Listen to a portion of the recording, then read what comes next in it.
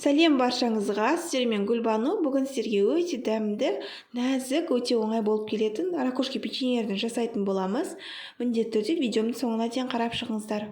Ең алдымен бізге керекті заттарымыз бөлме температурасындағы жұмсақ сары май, ұн, қаймақ және 2 дана жұмыртқа керек болады. Жұмыртқамызды 2-ге бөліп аламыз. Жұмыртқаның сары уызы мен ақ уызын және сары уызының үстінен жұмсақ сары майымызды, қаймағымызды салып аламыз. Және бөлек ыдысымызға 1 шай қасық содамызды саламыз.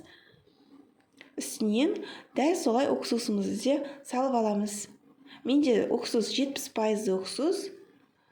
Осылай үстінен құятын боламыз және екеуі бірігіп, реакция пайда болады, 2 есе көтеріліп, ыдысымызға салып аламыз.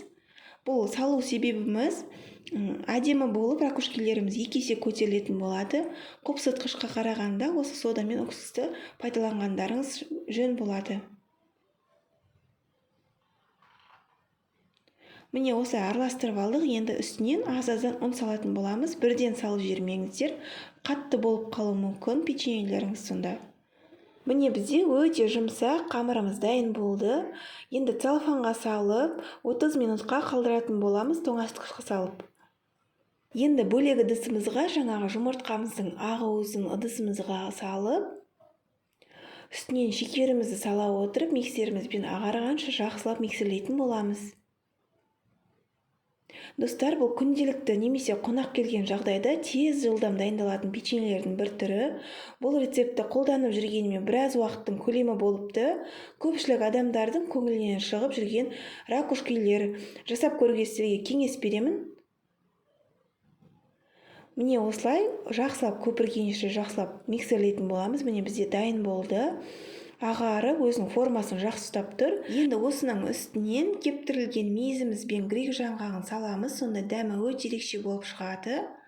Енді жақсылап араластырып дайындап аламыз.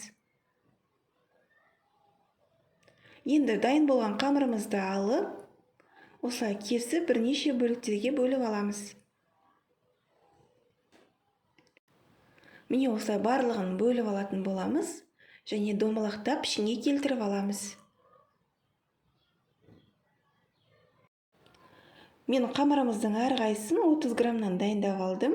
Ал егер сіздер қалауыңыз бойынша кішірек етіп, көбірек етіп жасасаңыздар болады. Менде әрқайсының көлемі 18 дана болып шықты. Енді әрқайсысын алып, осылай жұқалау етіп жайып шығамыз да, ортасына салмасын салып, 4 бұрышты етіп бүктеп аламыз. Және бүктеген кезде кішкене қысыңқырап бүктеңіздер, арасы ашылып кетуі мүмкін.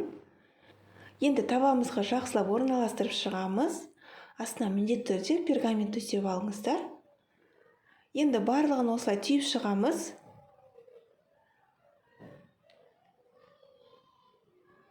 Міне осылай барлығын түйіп болған соң, алдын ала қызып тұрған пешімізге 200 градуста 30 минутта қызарғанша беті пісіріп аламыз.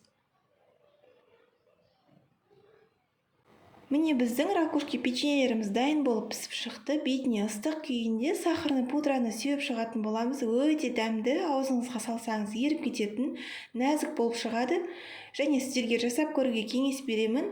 Видеом пайдалы болып ұнап жатса, каналыма тіркеліп, қоңыраушаны басып кетіңіз. Сонда сіз бірінші болып көретін боласыз жаңа рецепті. Және де каналыма кіріп, түрлі рецептерді көріп шықсаңыздар болады. Ас болсын!